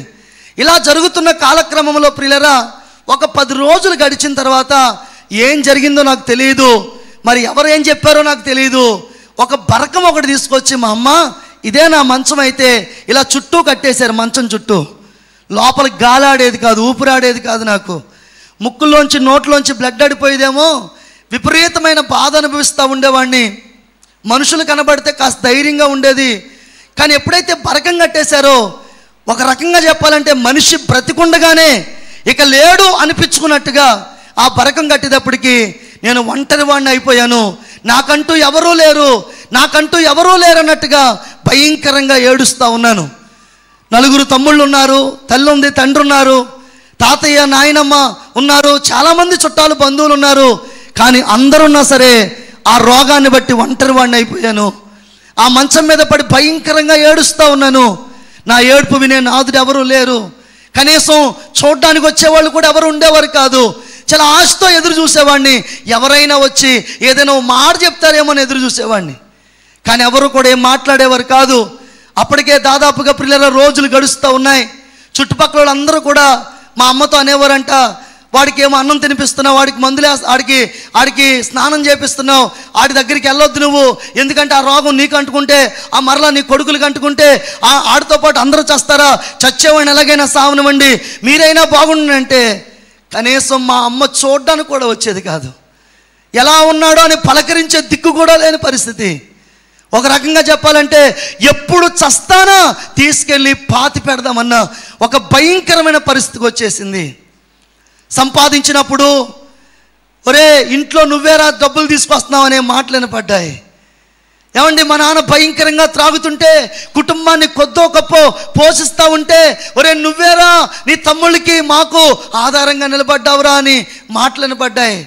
కానీ రోగం రాగానే ఎప్పుడు చస్తాడా తీసుకెళ్ళి పాతి పెట్టేద్దామన్న పరిస్థితులు వచ్చేసినాయి. ప్రియులరా, మా చుట్టుపక్కల అందరూ అనేవారు, ఒరే ఏ జన్మలో ఏ పాపం చేసుకున్నావో నీకు ఇలాంటి రోగం వచ్చిందిరా, అసలు నువ్వు పుట్టకపోతేనే బాగుండ్రా అనే మాటలు మాట్లాడేవారు. ఒకప్పుడు పనికి వెళ్తున్నప్పుడు అదే మనుషులు అనేవారు, నువ్వు చక్కగా పని చేస్తున్నావు, డబ్బులు ఎట్టుకొచ్చి మీ అమ్మకి ఇస్తున్నావు, నీలాంటి వాడు మా ఇంట్లో కూడా ఎంత బాగుండ్రు అనేవారు. కానీ అదే మనుషులు ప్రియులరా ఇలా మాట్లాడటం మొదలుపెట్టారు. మనిషి యొక్క నైజం ఏంటి చెప్తానండి. మనిషి యొక్క నైజం ఏంటంటే, నీకు ధనం ఉంటే నీ చుట్టూ జనం ఉంటారు, నీకు పేరున్నవాడివైతే ఉపయోగించుకుంటారు, నీవు గనక ఉపయోగపడేవాడివైతే అందరూ నిన్ను చాలా పొగుడుతారు, గణపరుస్తారు. నేను మాట చెప్పనా, నీ ఆరోగ్యం దూరం అయిపోయిన రోజున, నీ ధనం దూరం అయిపోయిన రోజున, నీ పరిస్థితులు పాడైపోయిన రోజున, అన్నీ కూడా నువ్వు కోల్పోయిన రోజున, నువ్వు ఒంటరి వాడిగా మిగిలిపోయిన రోజున నేను మాట్లాడే ఈ మైక్ అయినా విలువ ఉంటుందేమో కానీ మనిషికి మాత్రం విలువ ఉండదు ప్రియులారా, మనిషికి మాత్రం విలువ ఉండదు. ఆ రోజున ఆ పరిస్థితి కూడా అలాగే మారిపోయింది. ఎప్పుడు చస్తానో తెలియదు, ఎప్పుడు ఈ లోకాన్ని విడిచిపెడతానో తెలియదు, కానీ ప్రాణాల మీద మాత్రం నాకు ఎటువంటి ఆశ లేదు. ఎందుకంటే కన్నవాళ్లే చూసే ఆ చూపు నన్ను భయంకరంగా వేధించేస్తూ ఉంది. వ్యాధి కంటే వాళ్ళు చూసే చూపు బ్రతకడం కంటే చచ్చిపోవడమే మేలు. ఎందుకీ బ్రతకాలి? చిన్నప్పటి నుంచి నేను దైవభక్తి భావాలు కలిగిన వాడిని కనుక ప్రతి ఒక్కరిని అడిగేవాడిని, పేరున అడిగేవాడిని, నన్ను బ్రతికించండి, నన్ను బ్రతికించండి, నన్ను బ్రతికించండి, మీరు బ్రతికిస్తే అలా చేస్తాను ఇలా చేస్తానని నా మనసుకు తోచిన ఆ పేరు తలంచుకుంటూ ఎన్నో రకాలుగా మాట్లాడేవాడిని. ఓపిక అయితే అయిపోయింది కానీ ఉపయోగం మాత్రం ఏమీ లేకుండా పోయింది. దాదాపుగా నెల మీద 10 రోజులు అయిపోయింది ప్రియులరా, నా ఆరోగ్యం పూర్తిగా క్షీణించిపోయింది. మంచానికి మాత్రమే పరిమితి అయిపోయాను, అన్నీ మంచం మీద అయిపోతున్నాయి, నా మంచం చుట్టూ రక్తపు వాంతులు ప్రియులరా. ఇక నా జీవితంలో ఇక నాకు అర్థమవుతున్న విషయం ఏంటంటే, ఇక రేపో ఎల్లుండో నేను చనిపోబోతున్నానన్న విషయం అర్థమైపోయింది. అంతగా నా పరిస్థితి మారిపోతా ఉంది ప్రియులరా. దాదాపుగా అది నెల 13వ రోజు అండి. నెల మీద 10 రోజులు అయిపోయి ఇక 5 రోజులు మాత్రమే ఉంది. ఈ 5 రోజుల్లో జరిగిన సంఘటన చెప్పి నా సాక్ష్యాన్ని ముగించేస్తాను ప్రియులరా. ఈ 5 రోజుల్లో జరిగిన సంఘటన కొంచెం జాగ్రత్తగా విందాం. ఆ మంచం మీద ఎల్లకెల్లగా పడుకొని ఈ భాగంలో గట్టిగా పట్టుకొని ఈ బాధను తట్టుకోలేక ఇక బ్రతకడం కంటే చనిపోవడమే మేలన్నట్టుగా, ఎప్పుడు నేను చనిపోతానని మరణాపేక్ష కలిగిన వాడినై ప్రియులరా, మరణం కొరకు ఎదురు చూస్తూ ఎప్పుడు నాకు చివరి గమ్యం అన్నట్టుగా ఆ మరణం కోసం ఎదురు చూసేవాడిని ప్రియులరా. నేను అనుకునేవాడిని, ఒకవేళ చనిపోతే ఈ బాధ తగ్గుతుందేమో, ఒకవేళ చనిపోతే ఈ బాధ నుంచి విముక్తి పొందుతానేమో, చనిపోతే కనుక ఇక నేను ఈ బాధ నుంచి పూర్తిగా విశ్రమిస్తానేమోనని ప్రియులారా అలాగో అనుకుంటా ఉండేవాడిని. కానీ నా కళ్ళు మూతలు పడిపోతున్నాయి. ఈ పరిస్థితి అంతా కూడా విపరీతంగా మారిపోతూ ఉంది. అప్పటికి దాదాపుగా నెల 13వ రోజు అండి. ఆ రోజు ఈ రోజు వరకు నేను మర్చిపోలేను. ఆ రోజు ఆదివారం అండి. ఆ ఆదివారం రోజున మాది మిచ్చిరి కాలనీ అంటారు, రాయకుదురు మిచ్చిరి కాలనీ అంటే అన్ని కులాల వారు అన్ని జాతుల వారు కలిసి ఉన్నదనమాట. అయితే మాకు చేర్చు క్రిస్టియన్ పేట ఉంది. ఆ క్రిస్టియన్ పేటలో ఒక లూథరన్ చర్చ్ ఉంది. ఆ లూథరన్ చర్చ్ పైన మైకా గొట్టాలు మా వైపు పెట్టుండి, ఆ ఆరన్స్ ఉంటాయి కదండి, అవి మా వైపు పెట్టుండి అక్కడ మాట అయినా పాట అయినా మాకు వినబడతా ఉండేది. ఆ రోజు ఎవరో దైవజనులు మరి వాక్యం చెప్తా ఉన్నారు. ఆయన ఏమని వాక్యం చెప్తున్నారంటే ఈ 103వ కీర్తన 4వ చరణం ఏమని చెప్తున్నారంటే, సమాధిలో నుండి నీ ప్రాణమును విమోచించుచున్నాడు అన్నమాట. వాస్తవంగా ఎప్పుడు ప్రార్థనకి వెళ్ళినోడిని కాదండి నేను. ఎప్పుడు కూడా ఏమండి వాక్యం అంటే ఏంటో నాకు తెలియదు, ప్రార్థన అంటే ఏంటో నాకు తెలియదు, మందిరం అంటే ఏంటో నాకు తెలియదు. ఏ రోజుని ఏ పాస్టర్ గారు మా ఇంటికి వచ్చి ప్రార్థన చేసిన సందర్భాలు కూడా లేవు. కాబట్టి వాక్యం అంటే నాకు తెలియదు, ప్రార్థన అంటే నాకు తెలియదు. యేసు ప్రభు దేవుడని మాత్రం తెలుసు, కానీ ఇవేమీ తెలియదు. అయితే ఆ మాట నన్ను ఎలా దర్శించిందనంటే ఆ మాట అంతా నాకు అర్థం కాలేదు, కానీ అందులో ఒక చిన్న మాట అండి. ఏంటి ఆ మాట అంటే, నీ ప్రాణమును విమోచించుచున్నాడు. అక్కడ కరెక్ట్గా అలాగే ఉంటుంది కదా. దేవునికి మహిమ కలుగును గాక. నీ ప్రాణమును విమోచించుచున్నాడన్న మాట పట్టుకొని ప్రియులారా నేను అలాగే ఆ మాట ఏంటి ఎందుకు ఇంత స్పష్టంగా వినబడుతుంది? ఎందుకంటే ఎవరన్నా సరే, ఎవరు మంచం దగ్గరికి వచ్చినా, ఎవరు దూరంగా నిలబడినా, బంధువులైనా ఇంట్లో వారైనా చెప్పేవారు, ఒరే నువ్వు చచ్చిపోవడమే మేలు రానేవారు. కానీ ఈ మాట మాత్రం నిన్ను బ్రతికిస్తాను అన్నట్టుగా మాట్లాడుతుంది. ఈ మాట మాత్రం నువ్వు బ్రతుకుతావు అన్నట్టుగా మాట్లాడుతుంది. ఈ మాట మాత్రం నీ జీవితాన్ని బాగు చేస్తాను అన్నట్టుగా నా చెవులకి ఆ మాట అర్థమవుతా ఉంది. 2 చేతులు పైకెత్తి స్తోత్రం చెప్తారా? హల్లెలూయా, హల్లెలూయా. ఆ మాట కాడ ఆగిపోయానండి నేను. ఆ మాట కాడ ఆగిపోయిన ప్రియులారా, ఏంటి మాట ఎందుకు ఇంత స్పష్టంగా నాకు అర్థమవుతుంది? ఇంత స్పష్టంగా నా చెవులకి ఎవరో నా పక్కన నిలబడి నాతో మాట్లాడినట్టుగా అనిపిస్తూ ఉంది. ఏంటి మాట, ఏంటి మాటని ఇలాగే ఎలకలుగా పడుకున్నాను. ఈ భాగంలో గట్టిగా పట్టుకున్నాను, ఇలా వంగిపోయేవాడినండి ప్రియులారా. నా కళ్ళు పూర్తిగా మూతబడి ఉన్నాయి, అలాగని రెప్పలు లేపే అంత ఓపిక నాకు లేదు. ఎలకలుగా పడుకుని అలాగే బాధపడుతున్నాను. నా చుట్టూ రక్తపు వాంతులండి, భయంకరమైన రక్తపు వాంతులు, దుర్వాసన, భయంకరమైన కంపు వాసన వస్తూ ఉండేది. ఎవరు వచ్చేవారు కాదు, ఎవరు మాట్లాడేవారు కాదు. మా అమ్మ నాకు అన్నం ఎలా పెట్టిందో తెలుసా అండి? ఇదివరకు ఈ ఫ్రిడ్జ్లు ఇవి లేని కాలంలో ఉట్టి తెలుసు కదా మీకు, ఉట్టి. అలాంటి ఉట్టి తీసుకొచ్చి దాంట్లో ప్లేట్ పెట్టి, గ్లాస్తో నీళ్ళు పెట్టి, అన్నీ పెట్టి, అందులో అన్నము కూర అన్నీ పెట్టి, ఆ బరకం వెలుపలుండి ఇలా కర్రతో అందించేది లోపలికి. అందుకుందాం కానీ చేయి చాపే లోపల గ్లాస్ నీళ్ళు అందులో ఒలికిపోయి మొత్తం నీళ్ళు అయిపోయి తినడానికి ఉండేది కాదు. ఆ ప్లేట్ ఆ పక్కనే పడేసేవాడిని. కాబట్టి ఎవరు వచ్చేవారు కాదు, ఎవరు నాతో మాట్లాడేవారు కాదు. అలాంటి సమయంలో ప్రియులారా ఏంటి మాటని ఇలాగే గట్టిగా పట్టుకొని ఆలోచిస్తూ ఉంటుండగా దాదాపుగా ప్రియులారా ఒక 10-15 నిమిషాలండి అలా ఆలోచిస్తున్నాను. అలా ఆలోచిస్తూ ఉన్న సమయంలో నా మంచము కుడి భాగములో ఒక తెల్లని వస్త్రాలు ధరించిన ఒక వ్యక్తి నిలబడి ఉన్నారండి. గట్టిగా చప్పట్లు దగ్గరగా స్తోత్రం చెప్తామా? హల్లెలూయా. ఆ తెల్లని వస్త్రాలు ధరించిన ఆ వ్యక్తి నిలబడి నాతో మాట్లాడడం ప్రారంభించారు. ఆయన ఏమని మాట్లాడుతున్నారంటే, ఇంతవరకు నువ్వెవరెవరినో అడిగో బ్రతికించమని, కానీ నిన్ను బ్రతికించే ఏకైక దేవుడను నేనే, నిన్ను విమోచించేవాడిని నేనే అనే మాట స్పష్టంగా ప్రియులారా నా చెవులకి అంత గట్టిగా వినబడుతుందంటే, ఈ మైకులో ఈ ఏకో పెడితే ఒక మాట 10 మాటలు వచ్చినట్టుగా అవుతాయి. అలాగే నా చెవుల్లో మారుమ్రోగిపోతా ఉన్నాయి ఆ మాటలు. నిన్ను బ్రతికించేవాడిని నేనే, నిన్ను కాపాడేవాడిని నేనే అంటుంటే ఆ మాటలకి ఒక్కసారిగానే తుళ్ళు పడి చూశాను. కానీ ఆ పక్కన ఎవరు కనిపించలేదు. కానీ ఆ మాట నా గుండెల్లో మారుమ్రోగిపోతూ ఉంది. నిన్ను బ్రతికించేవాడిని అనే మాట నా చెవుల్లో మారుమ్రోగిపోతూ ఉంది. పిల్లలు నాకు అర్థం కావట్లేదు. ఎవరో నా పక్క వచ్చారు, ఎవరో నిలబడ్డారు. ఆ స్వరం మా అమ్మది కాదు, ఆ స్వరం మా నాన్నది కాదు, ఆ మా బంధువులు కాదు, ఎవరో వచ్చారు నా పక్కే నన్ను బ్రతికిస్తానంటున్నారు. ఆ మంచాన్ని గట్టిగా పట్టుకున్నాను. నా శరీరం అంతా వణుకుపోతా ఉంది, షివరింగ్ వచ్చేస్తూ ఉంది. ఈ వెంట్రుకలన్నీ లేచి నిలబడ్డాయి. ఏదో జరిగిపోతున్నట్టుగా అయిపోతూ ఉంది. ఆ మంచాన్ని గట్టిగా పట్టుకున్నాను. నాకైతే ఓపిక అయితే లేదు, కానీ నాకు తెలియకుండానే అలా లేచి కూర్చున్నాను. ప్రియులారా, కూర్చోటమే కాదు కానీ కూర్చున్నాక నా కళ్ళు తిరిగిపోతుంది, ముఖం తిరిగిపోతుంది. ఇదే నా మంచం అయితే ఇలా పట్టుకొని ఇలా మోకాళ్ళ మీదకి వెళ్ళాను. ఒక చెయ్యి ఇలా పెట్టుకొని మరో చేతి ఇలా గట్టిగా పట్టుకొని ఒకే ఒక్క మాట అడుగుతున్నా, అయ్యా నువ్వెవరివో నాకు తెలియదయ్యా, నువ్వెవరివో నాకు తెలియదు, నిన్ను బ్రతికించే దేవుణ్ణి నేనే అంటున్నారు. అయ్యా నా తల్లి దగ్గరికి రాదు, నా తండ్రి దగ్గర రాడు, కానీ నువ్వు వచ్చి నిలబడి నిన్ను బ్రతికిస్తానన్నావు. అయ్యా నీ పేరు చెప్పుకుంటానయ్యా, నన్ను బ్రతికించయ్యా, నన్ను బ్రతికించయ్యా, నన్ను బ్రతికించయ్యా అని కేకలు పెడుతుంటే మా అమ్మ ఎక్కడెందో పరుగు పరుగునొచ్చి ఆ బరకం పక్కన కూర్చుని అంటది, రే ఎవరిని రాళ్ళు అడుగుతున్నావు, బ్రతికించమని కేకలు పెడుతున్నావేంటి, ఏమైంది అని మా అమ్మ అంటుంటే నేను మాత్రం బ్రతికించవా బ్రతికించవా బ్రతికించవా అని చివరి కేక, బ్రతికించవా అని కేక వేయగానే బళ్ళుమని పెద్ద వాంతి అయిపోయిందండి. చాలా రక్తము నా నోట్లోంచి ముక్కుల్లోంచి బయటపడింది. అలా రక్తం పడ్డమే దబ్బున ఆ రక్తంలో పడిపోయాను.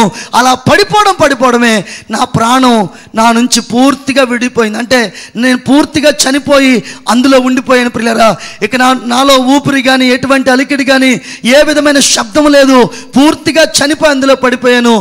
ఎప్పుడైతే అలా కేక వేయడం, పెద్ద వాన్ చేసుకోవడం, అలా పడిపోయి అలా ఉండిపోవడం, మా అమ్మ ఆ బరకం పక్కనే ఉండి అవన్నీ ప్రియులారా విన్నది కనుక నా నుండి ఏ శబ్దం అలికిడి రాకపోవడంతో ఆ బరకాన్ని లేపు చూస్తే నేను పూర్తిగా చనిపోయి ఉన్నానంటండి.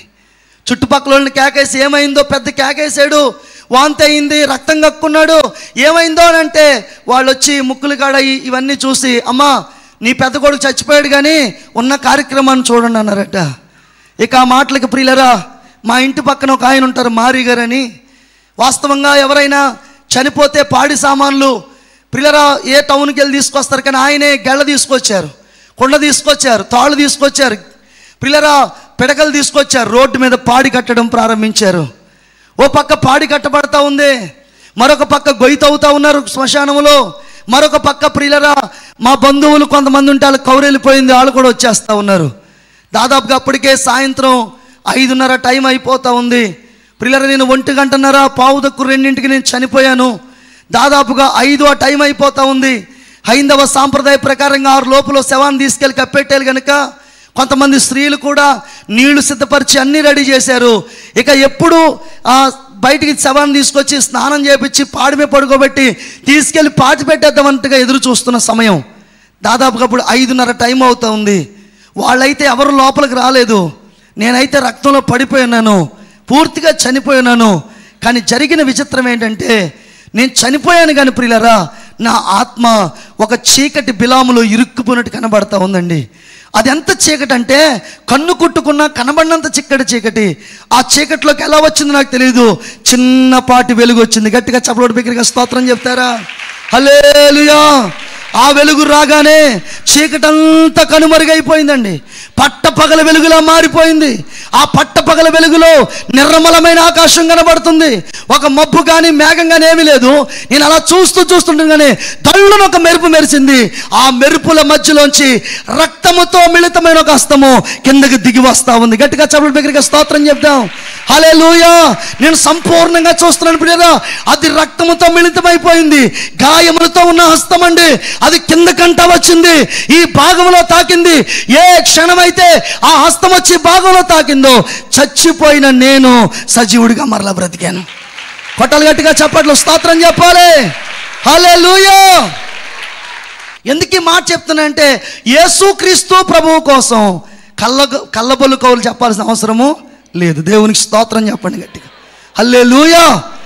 ఆ హస్తం ఎప్పుడైతే తాకిందో చచ్చిపోయి నేను మరలా తిరిగి బ్రతికానండి. బ్రతికించబట్టమే కాదు కానీ నా ఆ హస్తం తాకిన తర్వాత మొదటిగా జరిగిన పని ఏంటంటే నా కళ్ళు తెరవబడ్డాయండి. దేవునికి స్తోత్రం చెప్పండి. రెండవ పని ఏంటంటే నా శరీరము నడినెత్తి మొదలుకొని అరిపాద వరకు ఏదో ఒక తెలియని బలమైన శక్తి నాలోనికి రావడం ప్రారంభించింది. నా ఎముకలు, నా నరములు, నా శరీరం అంతా ఆ శక్తితో ఎప్పుడైతే నింపబడిందో నన్ను ఎవ్వరూ అందులోంచి లేవదీయలేదు, కానీ నాకు నేనే దిగ్గున లేచి నుంచున్నాను. గట్టిగా దేవునికి స్తోత్రం చెప్పండి. హల్లెలూయా. ఈ గాయంతో ఇలా వంగిపోయిన నేను ప్రియులరా ఆ హస్తం తాకిన తర్వాత నిటారుగా నిలబడ్డాను. దేవునికి స్తోత్రం చెప్పండి. హల్లెలూయా. ఇక నాకు గట్టిగా అరవాలనిపిస్తుంది, ఎందుకంటే నా శరీరము ఏదో గాల్లో తేలిపోతున్నట్టు అనిపిస్తూ ఉంది. నాకు గట్టిగా అరవాలనిపిస్తూ ఉంది. నేను బ్రతికాను అరవాలనిపిస్తుంది, కానీ నా నోరు పెగలట్లేదు ప్రియులరా. నన్ను నేను చూసుకున్నప్పటికే దాదాపుగా 25 రోజులు అయిపోయింది స్నానం చేసి. విపరీతమైన దుర్వాసన రోతతో ఉన్నాను, కానీ నా హృదయం మాత్రం చెప్పన అసఖ్యంగానంత గొప్ప సంతోషంతో నింపబడిపోయిందండి. గట్టిగా దేవునికి స్తోత్రం చెప్తారా? హల్లెలూయా, హల్లెలూయా. ఎప్పుడైతే అంత ఆనందంతో నింపబడిపోయిందో ఇక నాకు ఉండబుద్ధి అవ్వట్లేదు. బయటికి వెళ్ళిపోవాలనుకున్నాను కానీ వాళ్ళు వస్తారేమో లోపలికి, నన్ను చూస్తారేమో అని నేను చూస్తున్నాను. వాళ్ళేమో బరకం అవతలుండి నువ్వెళ్ళరా అనుకున్నారు, కానీ పొరపాటున ఎవరు అడుగు లోపలికి ఎత్తలేదు. సర్లే వచ్చేలా లేరు, నేనే వెళ్ళిపోతాను బయటకు అని చెప్పి ఆ బరకాన్ని ఇలా పైకి లేపుకుని నడుచుకుంటా వీధిలోకి వెళ్ళిపోయానండి. దేవునికి స్తోత్రం చెప్పండి. హల్లెలూయా. వీధిలో ఉంటుంది నుయ్య, ఆ నూతికాడ నిలబడ్డాను. అలా నిలబడగానే ప్రియమైన దేవుని బిడ్డలారా, ఇంకా కట్టేవాళ్ళు కట్టేస్తా ఉన్నారు, అక్కడ ఇంకా చేసేవాళ్ళు చేస్తున్నారు. అసలు ఈ నూతికాడ నిలబడ్డవాడు ఎవరని మాత్రం ఎవరో చూడలేదు. సర్లే చూసేలే లేరులే అని చెప్పేసి నేనే చేత తీసుకుని ఆ నూతిలో వేసుకుని ఇలా నీళ్ళు తోడుకుని నెత్తండ పోసుకుంటుంటే అప్పుడే ఎవరో స్నానం చేస్తున్నారని అప్పుడు చూసారండి. అలా చూడగానే వాళ్ళ కంటి చూపేగా నోటి మాటలేదు. గట్టిగా దేవునికి స్తోత్రం చెప్పండి. హల్లెలూయా. ఎందుకంటే వీడు చచ్చిపోయాడుగా, వీడి కోసమే పాడి కట్టాం, వీడి కోసమే నీళ్లు తోడాం, వీడి కోసమే నగ నుంచి ఏడుతున్నాం, వీడంటే ఇక్కడ నిలబడ్డాడు. అసలు వీడి మనిషి లేకపోతే ఇంకేమైనా నడి వయసులో చచ్చిపోయాడుగా, ఏదో మొత్తం మీద ఏదో రూపం వచ్చేసింది ఇక్కడికి అని చెప్పి ఒక అరగంట నానా పరీక్షలు చేశారండి నన్ను. దేవునికి స్తోత్రం చెప్పండి. చేయలాగేవాడు ఒకడు, బొగ్గలాగేవాడు ఒకడు, ఊపేవాడు ఒకడు, ఎన్ని రకాలుగా చేసిన వాళ్ళకి అర్థమైన విషయం ఏంటంటే వీడు మనిషే రోయ్ అన్న విషయం అర్థమైపోయింది. గట్టిగా దేవునికి స్తోత్రం చెప్పండి. హల్లెలూయా. ఇక ఎవరింటికి వాళ్ళు వెళ్ళిపోరండి. హల్లెలూయా. వాళ్ళు వెళ్ళిపోయిన తర్వాత నేను లోపలికి వెళ్ళి ఏమండి మారుబట్టలు కట్టుకుని కాండ్రగించి మూసాను. ఆ ఉమ్ములో రక్తపు చీర కూడా లేదు. కొట్టలు గట్టిగా చప్పట్లో స్తోత్రం చెప్పాలి. హల్లెలూయా. 4 రోజులాగేనండి. ఏ ఆశ్రమ హాస్పిటల్ అయితే డాక్టర్ గారు ఈ భాగంలో గడ్డ పగిలిపోయి చనిపోతామని చెప్పారో అదే ఏలూరు ఆశ్రమ హాస్పిటల్లో డాక్టర్ గారు ముందు నిలబడ్డాను. ఆయన నన్ను చూడగానే గుర్తుపట్టారు, ఎందుకంటే ఆ రోజు ఉదయం నుండి సాయంత్రం దాకా నన్ను పరీక్షించారేమో. నన్ను చూడగానే గుర్తుపట్టి నువ్వు ఇంకా బతికే ఉన్నావని అడిగారండి. అవునండి బతికే ఉన్నాను. ఇంత బాగున్నావేంటి అన్నారు. అది చూస్తారని వచ్చానన్నాను. అయితే లోపల రా అని చెప్పి షర్ట్ ఇప్పమని చెప్పి మొత్తం ప్రియులరా ఇదంతా కూడా మరలా ఏదో రాసి దాదాపు ఒక అరగంట సమయం అండి పరీక్షించిన తర్వాత నన్ను లేపుతున్నారు. ఆయన బాబు నీ పేరు ఆదినారాయణ అని అడిగారు. అవునండి ఆదినారాయణ. మరి ఆదినారాయణ అయితే మొదటి రిపోర్ట్లో ఈ భాగం అంతా పాడైపోయి గడ్డ పగిలిపోయి ఇదంతా పాడైపోయినట్టుగా ఉంది, కానీ ఇప్పుడు చూస్తూ ఉంటే ఆ గడ్డకు సంబంధించిన మచ్చ కూడా లోపల కనిపించట్లేదు, దాని రూపం కూడా కనిపించట్లేదు, దాని ఆనవాళ్ళు కూడా కనిపించట్లేదు. నిజం చెప్పు, నువ్వు కాదా అని అంటే అయ్యా నేనేనండి బాబు, నేనేనండి. కానీ మీరు అన్నట్టుగా నెల 13వ రోజు నేను చచ్చిపోయానండి. కానీ నాకు తెలియని విషయం ఏంటంటే, ఇప్పటికీ నాకు అర్థం కాని విషయం ఏంటంటే, ఒక హస్తం అండి, రక్తముతో మిళితమైన హస్తం అండి, ఆకాశం నుంచి కిందకి దిగి వచ్చిందండి. ఈ భాగంలో తాకితే ఆ హస్తం తాకిన తర్వాతే మరలా బ్రతికేనంటే కుర్చీలో కూర్చున్న డాక్టర్ గారు లేచి నిలబడ్డారండి. దేవునికి స్తోత్రం.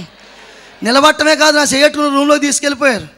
నన్ను కూర్చోబెట్టి అటు ఇటు తిరుగుతూ పెద్ద పెద్ద కళ్ళు చేసుకుని పెద్దగా గట్టిగా నిజం చెప్పు, హస్తమే తాగిందా? అవునండి. హస్తం ఎవరిదో నీకు తెలుసా? నాకు తెలియదండి. ఎప్పుడు వినలేదండి. ఆ హస్తం ఎవరిదో చెప్పనా అన్నారు. ఎవరిదయ్యా హస్తం అని అలా నోరాగిలించి ఆయన వైపు చూస్తూ ఉంటే ఆయన చాలా గట్టిగా చెప్తున్నారు, ఆ హస్తము నజరేయుడైన యేసుదే. ఆయనొక్కడు మాత్రమే మృతులను సజీవులుగా చేయగలవాడు. ఆయనొక్కడు మాత్రమే చనిపోయిన వారిని సైతము తిరిగి లేపగలిగిన సర్వశక్తిమంతుడు. ఆయన పేరు ప్రభువైన యేసుక్రీస్తు. కొట్టలు గట్టిగా చెప్పట్లు స్తోత్రం చెప్పాలి. హల్లెలూయా. నిన్ను బ్రతికించింది, నీకు జీవాన్ని పోసింది, నీకు ప్రాణాన్ని పోసింది సాక్షాత్తు ప్రభువైన యేసుక్రీస్తు. హల్లెలూయా. నాకు కూడా తెలియదురా అబ్బాయి, నేను యేసుప్రభు అంటే ఎవరో నాకు తెలదు. ఓ పాస్టర్ గారు ఖాళీగా ఉంటారు, ఏముంటారులేండి ఈ బైబిల్ చదవని కొత్త నిబంధన బైబిల్ ఇచ్చారు నాకు. అది చదువుతున్నప్పుడు యోహాను సువార్తల సందర్భం ఏంటంటే, లాజరు చనిపోయి 4 రోజులైంది. యేసుప్రభు వారు వచ్చి ఆ సమాధి ముందు నిలబడి, లాజరు బయటికి రాని, ఏదో ఇంట్లోంచి బయటికి కేకేసినట్టుగా కేకేశారు. నేను అనుకుని చచ్చిపోయిన ఇలా కేకేస్తారేంటి అని అనుకుంటే, నిజంగానే ఆ లాజరు బయటకు వచ్చి నిలబడ్డాడు. నేను అనుకున్నాను ఇవన్నీ కథల పుస్తకాలు, నా వైద్య చరిత్రలో ఇంతకాలంగా నా సర్వీసులో ఎప్పుడు కూడా చచ్చిపోయిన బ్రతకడం అనేది జరగలేదు, ఈ కథల పుస్తకంలో చచ్చిపోయిన కూడా బ్రతికిస్తారు అనుకున్నాను. కానీ ఇప్పుడు అర్థమైంది, ఇది కథల పుస్తకం కాదు, సజీవమైన దేవుని వాక్యం. కొట్టలు గట్టిగా చప్పట్లు. హల్లెలూయా. వాక్యములో జీవముండెను, అది మనుషులకు వెలుగై ఉండెను. గట్టిగా దేవునికి స్తోత్రం చెప్దామా? హల్లెలూయా. నిన్ను జీవింపజేసింది మాటే, నిన్ను బ్రతికింపజేసింది మాటే, నీకు జీవాన్ని పోసింది మాటే, చచ్చిపోయిన నిన్ను తిరిగి బ్రతికించింది సాక్షాత్తు ప్రభు అయిన యేసుక్రీస్తు. హల్లెలూయా. కాబట్టి నేను చెప్తున్నాను, ఇక ఎప్పటికీ నువ్వు యేసుప్రభుని విడిచిపెట్టొద్దు. మొట్టమొదటి నా సువార్త చెప్పింది ఎవరు తెలుసండి? ఒక డాక్టర్ గారు. నువ్వెప్పటికీ యేసుప్రభుని విడిచిపెట్టొద్దు. ఆయన నీకు దేవుడై ఉన్నాడు, ఆయనకు నువ్వు కుమారుడు అయి ఉన్నావు, ఇక నుండి యేసునే వెంబడించు అని ఆ రిపోర్టులు నా చేతికి ఇంటికి పంపించేశారు. ఇంటికి వచ్చేసాను, మా అమ్మతో చెప్పానమ్మా, యేసుప్రభు ఎంత గొప్ప దేవుడమ్మా, యేసుప్రభు మందిరానికి ఏనాడు వెళ్ళలేదు, యేసన్న మాట మన నోట ఎప్పుడు రాలేదు, కానీ యేసుప్రభు నన్ను బ్రతికించాడమ్మా, ఇవిగో రిపోర్ట్స్ అంటే. మా అమ్మ రిపోర్ట్స్ చింపేసి పొయ్యిలో పడేసి అంటుంది, ఇంకోసారి యేసుప్రభు అన్నామంటే నీ మాట మరి తక్కుదంది. యా అన్నాను. యా అంటావేంటి, మీ నాన్న అసలు త్రాగుబోతూ, ఇప్పటికే మన బ్రతుకులు అంతంత మాత్రంగా ఉన్నాయి, కాబట్టి బతికించేళ్లే, ఏ క్రిస్మస్కి ఒక అట్టుపొలికి వెళ్ళట్టుకెళ్ళి అక్కడ ఇచ్చేసి దండం పెట్టుకుని వచ్చేయంది మా అమ్మ. నేను అన్నాను, చచ్చిపోయిన బ్రతికిస్తే అట్టుపొలికి వెళ్ళ కాదమ్మా ఇవ్వడం, జీవితాలు ఆయనకి ఇచ్చేయాలి, బ్రతుకులు ఆయనకి సమర్పించేద్దామమ్మా, అందరం కలిసి ఏసే దగ్గరికి వెళ్ళిపోదామమ్మా అంటే, మా అమ్మ ఇంకొకసారి యేసుప్రభు అంటే మాట మరే దగ్గరంది. నేను అన్నాను, అన్నం లేకపోయినా బ్రతకగలను, నీడ లేకపోయినా బ్రతకగలను, నీళ్లు లేకపోయినా బ్రతకగలను, కానీ యేసు లేకపోతే బ్రతకలేనమ్మా. ఈ ప్రాణం పోసిందేసయ్యా, ఈ జీవాన్ని పోసిందేసయ్యా, నన్ను బ్రతికించిందేసయ్యా, నేను చచ్చిపోతే తీసుకెళ్ళి పాతి పెడతామని మీరు చూశారు, కానీ నేను చనిపోకముందే నా పక్కన నిలబడి నిన్ను బ్రతికించే దేవుడు అని చెప్పారు. కాబట్టి బ్రతికించిన దేవుడి కోసం బ్రతకడం న్యాయమా? అమ్మా మీకోసం బ్రతకడం న్యాయమా అంటే మా అమ్మ అంది, అప్పుడే చచ్చిపోయావు అనుకుంటానంది. అలాగేనమ్మా, నీ దృష్టిలో నేను చనిపోయినాను, కానీ యేసయ్య దృష్టిలో బ్రతికాను. దేవునికి స్తోత్రం. హల్లెలూయా. నాకు యేసయ్యే కావాలి. ఎక్కడికి వెళ్ళి బతుకుతావో బ్రతకని ఇంట్లోంచి బయటికి వెళ్ళిపోమంటే, కట్టుబట్టలతో ఎక్కడికి వెళ్ళాలో తెలియదు, ఆ రోడ్డు అంతా వెళ్ళిపోతుంటే, పెంతుకోస్తు ప్రార్థనా మందిరం అని రాయకుదురులో ప్రియులరా మా కాలనీకి ముందుగా ఉంటుంది చర్చి. ఆ చర్చి కాడికి వెళ్ళిన పాస్టర్ గారు ఏదో పని చేసుకుంటా ఉంటే, ఆ పాస్టర్ గారు ముందు నిలబడ్డాను. యా బాబు ఇలాగ వచ్చావంటే జరిగిందంతా చెప్పాను. చెప్పగా నేను గట్టిగా కౌగిలించిన మాట చెప్పారు, నాన్న నాకు మంచి టైంలో దొరికావురా, నేను పని చెప్తాను చేస్తావా అన్నారు. ఏంటంటే ఆ పని అంటే ఏమీ లేదు, నేను ఎక్కడ తీసుకెళ్తే అక్కడికి వచ్చి ఇవే మాటలు అనేకులకు చెప్తావా అని చెప్పారు. గట్టిగా దేవునికి స్తోత్రం చెప్పండి. యథార్థంగా సాక్ష్యం చెప్పాలని నాకు తెలియదండి, అసలు సాక్ష్యం చెప్పాలన్న విషయం కూడా నాకు తెలియదు, కానీ ఇది జరిగినట్టుగా ఎలాగైతే నాకు చెప్పావో అలాగ అందరికీ చెప్తావంటే, మా వీధుల్లో మా చుట్టుపక్కల ప్రాంతాల్లో చిన్న చిన్న సువార్త కూడికలు, రోడ్డు మీద చిన్న చిన్న ప్రార్థనలు, గృహ కూడికలు, ఏదైనా ప్రియుల ప్రత్యేకమైన ప్రార్థనలు పెట్టుకుంటే ఆ మీటింగ్ మా పాస్టర్ గారు వెళ్ళినప్పుడు నన్ను కూడా తీసుకెళ్ళి ఒక అర్ధగంట సమయం లేక ఒక 30 గంట సమయము సాక్ష్యం చెప్తాడని చెప్పి నన్ను నిలబెట్టి సాక్ష్యం చెప్పిస్తే, దాదాపుగా చుట్టుపక్కల ప్రాంతాల్లో అనేక మంది యేసే దేవుడు, యేసే దేవుడు, యేసే దేవుడు, యేసే దేవుడు అని ఒక ప్రవాహములాగా అనేకులు మందిరానికి రావడం ప్రారంభించారండి. గట్టిగా దేవునికి స్తోత్రం చెప్దామా? హల్లెలూయా. ఏది సత్యమో ఏది అసత్యమో, ఏది నిజమో ఏది అబద్ధమో, ఏది వాస్తవం ఏది అవాస్తవమో, ఏది వెలుగో ఏది చీకటో ప్రజలు గ్రహించి అనేకులు మందిరానికి వస్తూ ఉంటుంటే నాకెంత సంతోషంగా ఉండేదో, పక్క బాధగా ఉండేది. దేవునికి స్తోత్రం చెప్పండి. బాధ ఎందుకో తెలుసా అండి, మా అమ్మ రావట్లేదు, మా నాన్న రావట్లేదు, మా బంధువులు మా చుట్టాలు ఎవరు రావట్లేదు, అందరూ వస్తున్నారు ప్రభువా, మా ఊళ్ళో ఎవరు రావట్లేదు. అలాగే మందిరంలో పడి ఏడుస్తూ ఉండేవాడండి. ఒక రోజున నా పక్కన ఇంకొక ఆయన ఏడుతున్నాడు. ఎవరని చూస్తే ఎవరో కాదు, మా నాన్నగారే. నాన్న నువ్వు ఏడుతున్నావేంటి నాన్న, నువ్వు ఏడిపించే రకమే కానీ ఏడ్చే రకం కాదు కదా, ఎందుకు ఏడుతున్నావు అంటే మా నాన్న అన్నాడండి, ఒరే ఏ యేసు ప్రభు అయితే నేను బ్రతికించాడో అదే యేసు ప్రభు నాతో కూడా మాట్లాడాడు, ఈ రోజు నుంచి త్రాగుడు మానేస్తున్నానని. మా నాన్న త్రాగుడు మానేయడండి. మా నాన్న త్రాగుడు మానేయటం మీకు ఎవరికి ఇష్టం లేదా? మరి గట్టిగా చప్పట్లు కొట్టరా? కొట్టను గట్టిగా చప్పట్లు కొట్టాలి, స్తోత్రం చెప్పాలి. ఎందుకంటే ఒక త్రాగుబోతు మారిపోవటం అంటేనండి అది మనిషి మాట వల్ల మరొక పని వల్ల జరగదండి. హృదయాలు ఎరిగిన దేవుడే హృదయాలను మార్చగలడు, మనసు ఎరిగిన దేవుడే మనిషిని మార్చగలడు. ప్రభువైన యేసుక్రీస్తు వారు హృదయాలు ఎరిగిన దేవుడు, మనసుని ఎరిగిన దేవుడు, మనసు ఎరిగిన దేవుడు కనుక వేరే త్రాగుబోతున్న నా తండ్రిని సంపూర్ణంగా మార్చేయడండి. గట్టిగా దేవుని స్తోత్రం చెప్పండి. హల్లెలూయా. మా నాన్నగారు ఎప్పుడైతే మారిపోయారో మరుసటి రోజు మా అమ్మ మారిపోయిందండి. దేవునికి స్తోత్రం చెప్పండి. మరి అంతటి త్రాగుబోతు మారిపోయినప్పుడు మా అమ్మ మారిపోదా? మరి దేవునికి స్తోత్రం. హల్లెలూయా. ఆ తర్వాత మా తమ్ముళ్ళు కూడా మారిపోయారండి. ఆ తర్వాత మా నాయనమ్మ, మా తాతయ్య, మా మేనత్త, మా మేన అందరూ మార్పు చెంది నేను నా ఇంటి వారము యెహోవానే సేవించదమని ఆ సంపూర్ణమైన వాగ్దానము అక్షరాల 100% మా కుటుంబం పట్ల దేవుడు నెరవేర్చారు. గట్టిగా దేవునికి స్తోత్రం చెప్పాలి, స్తోత్రం చెప్పాలి. ఇలాగే తెల్ల బట్టలు వేసినండి ఆదివారం బైబిల్ వెళ్ళిపోయేవాళ్ళు మందిరానికి. మా ఈదులో ఆ పక్కోళ్ళు ఈ పక్కోళ్ళు అనేవారు. నేను అడదాకా ఈ త్రాగుబోతాడు కేకేసి మరి మనల్ని తిట్టేవాడు. ఇవాళ గొర్రె పిల్లకి బైబిల్ వెళ్ళిపోతున్నాడు. ఇంత మార్పుగా యేసుప్రభు కదా కారణం. మనం కూడా యేసుప్రభు నమ్ముకుంటే మన తాగుబోతులు మారుతారని మా వీధిలో 30 కుటుంబాలు మారిపోయాయండి. స్తోత్రం చెప్పాలి గట్టిగా. హల్లెలూయా, హల్లెలూయా. 1 నన్ను బ్రతికించడం కాదు, 2 నా తండ్రిని మార్చడం కాదు, 3 నా కుటుంబాన్ని మార్చడం కాదు, 4వదిగా మా వీధి వారిని కూడా యేసయ్య మార్చేయడండి. గట్టిగా దేవునికి స్తోత్రం చెప్దామా? హల్లెలూయా. అలా మార్చిన తర్వాత ప్రభు నాతో మాట్లాడడం మొదలెట్టారు. నా కుమారుడే నా పని చేయన్నారు. నేను అన్నాను నీ పనికి నేను పనికిరాను ప్రభు అన్నాను. అంటే ప్రియులారా నాకు చిన్నప్పటి నుంచి అక్షరం మొక్క అంటే నాకు తెలియదండి. మా నాన్నగారు నన్ను స్కూల్లోకి ఎప్పుడు పంపించలేదు. ఏమంటే స్కూల్లో జాయిన్ అయిన దాఖలా నా జీవితంలో లేవు. అక్షరం మొక్క రాదు నాకు. అంటే ఏంటో నాకు తెలియదు. ప్రియులారా అలాంటి సమయంలో నేను అన్నాను ప్రభుతో, ప్రభువా అంటే నాకు ఏమీ తెలదు, అసలు అక్షరమే రాదు నాకు. అలాంటిది నేను ఈ పని ఎలా చేయగలను ప్రభువా? ఏదో పని చేసుకుంటా, పాస్టర్ గారికి పరిచర్య చేస్తా, ఈ సాక్ష్యం ఎక్కడని చెప్పమంటే చెప్తా, నమ్మకంగా బ్రతుకుతాను ప్రభు అంటే ప్రభు అన్నారు ఏదో పని చేస్తామని కాదు, నా పని చేస్తామని నేను బ్రతికించాను అన్నారు. గట్టిగా దేవునికి స్తోత్రం చెప్పండి. హల్లెలూయా. మరి అక్షరం మొక్క కూడా రాదు నాని ఎలా ప్రభు అండి. ఈ రిఫరెన్స్ కూడా మా పాస్టర్ గారు చెప్పారండి.